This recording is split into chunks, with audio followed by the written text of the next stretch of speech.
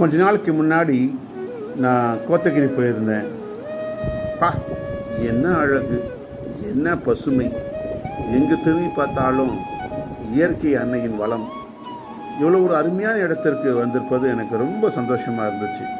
ஆனால் கீழே உத்து பார்க்கும்போது பார்த்தீங்கன்னா பிளாஸ்டிக் பாட்டில்கள், தூக்கி எறியப்பட்ட பிளாஸ்டிக் பொருட்கள், எங்கு பார்த்தாலும் பிளாஸ்டிக் கழிவுகள், மக்கள் தூக்கி எறிந்த பிளாஸ்டிக் குப்பைகள். தயவுசெய்து நீங்கள் எல்லாருமே பிக்னிக்கு போங்க, என்ஜாய் பண்ணுங்க, குடும்பத்தோடு ஜாலியாக இருங்க. ஆனால் தயவுசெய்து போன இடத்த குப்பை மேடாக்கி வந்துடாதீங்க. ஏன்னு கேட்டிங்கன்னா அது இயற்கைக்கு எதிரான ஒன்று.